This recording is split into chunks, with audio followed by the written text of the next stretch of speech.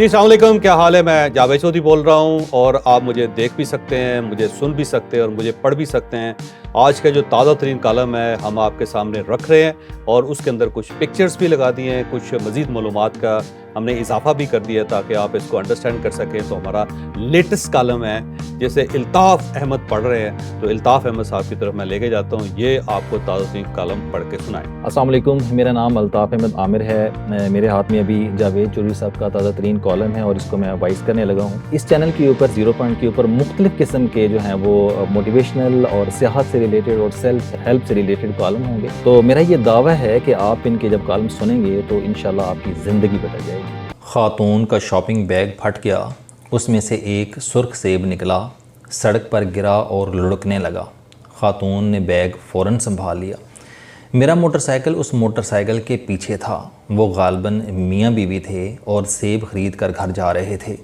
खावंद motorcycle चला रहा था जबकि बीवी गोद में सेबों का बैग रख कर बैठी थी। बैग फट गया और उसमें से एक सेब निकलकर सड़क पर लुढ़कने लगा।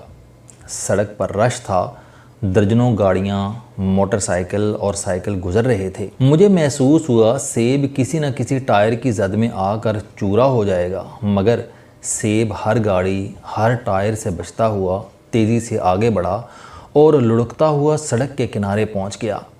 किनारे पर पुली थी और पुली पर एक भिखारी बैठा था।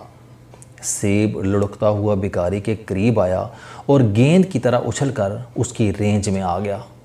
भिखारी ने सेब उचका, अपनी मैली और गंदी कमीज़ के साथ रगड़कर साफ़ किया और कचड़ कचड़ खाने लगा। वो आसमान की तरफ देखकर मुस्कुरा भी रहा था।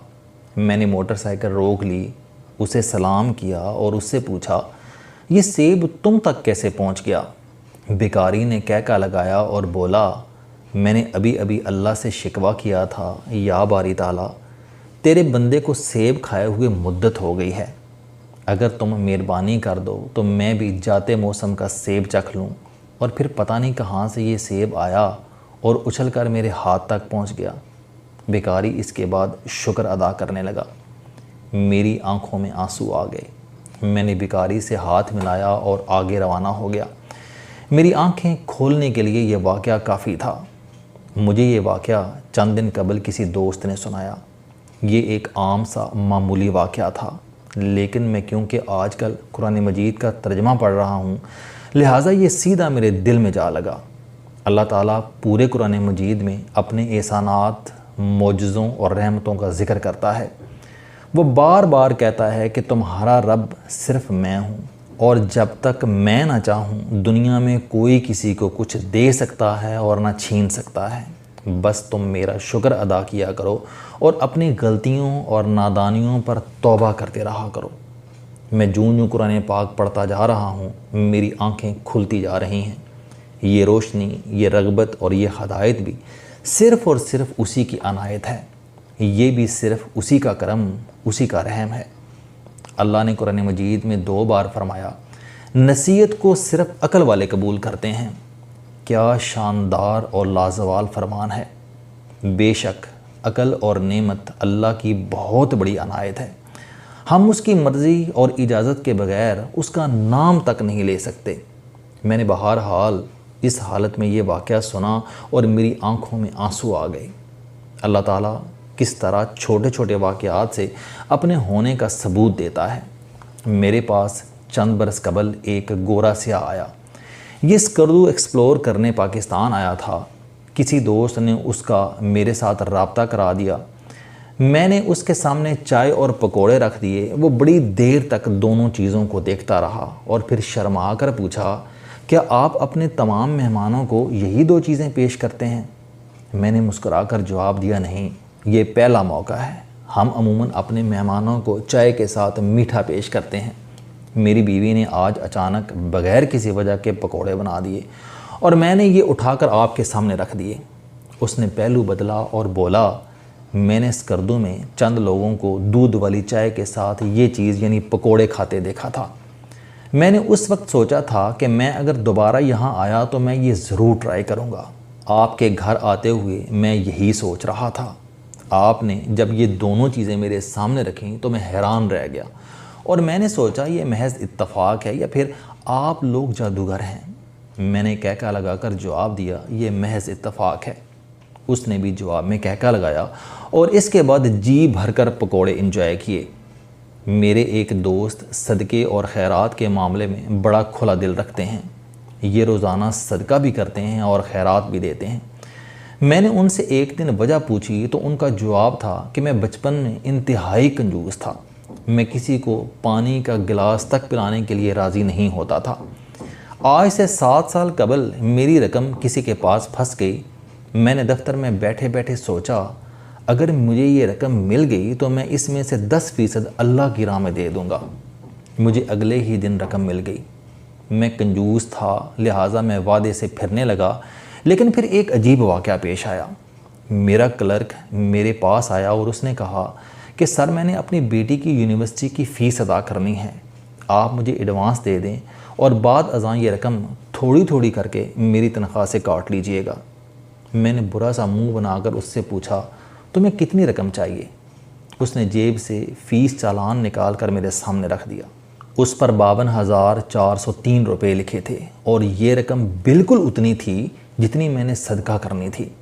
میں نے اسے پیغام ربانی سمجھا اور فوری طور پر اسے ادائیگی کر دی۔ میں نے اگلی مرتبہ 20,000 روپے میز پر رکھے اور کسی ضرورت مند کا انتظار کرنے لگا۔ میرے پاس اس دن ایک لڑکی آئی، اسے اپنی والدہ کی دعا کے لیے 20,000 روپے چاہیے تھے۔ میں نے نوٹ اسے تھما دیے اور اس کے بعد میں روزانہ جتنے پیسے سوچتا ہوں میرے پاس اتنا ہی ضرورت مند آ جاتا ہے۔ سو چل اللہ دے رہا ہے اور میں اس کے دیے ہوئے میں سے دیتا چلا جا رہا ہوں۔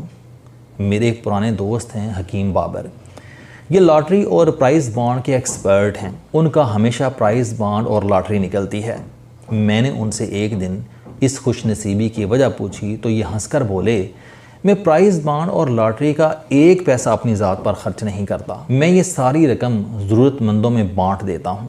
چنانچہ جتنے زیادہ ضرورت مند ہوتے ہیں میرا اتنا ہی بڑا بانڈ نکل آتا ہے اور میں یہ رقم ان میں تقسیم کر دیتا ہوں۔ میں نے پوچھا اور اگر آپ کے پاس بانڈ نہ ہو تو پھر کیا کرتے ہیں؟ ان کا جواب تھا کہ آپ تھوڑا صبر کر لیں، میں ابھی بتاتا ہوں۔ ہم باتیں کرنے لگے۔ آدھ گھنٹے بعد کسی خاتون کا فون آ گیا۔ اس کی بیٹی کی شادی تھی، اسے 2.5 لاکھ روپے چاہیے تھے۔ حکیم بابر نے خاتون سے کہا آپ شام کو آ کر میرے مکتب سے پیسے لے جائیے گا۔ میں نے حکیم بابر سے پوچھا کیا آپ کے پاس 2.5 لاکھ روپے ہیں؟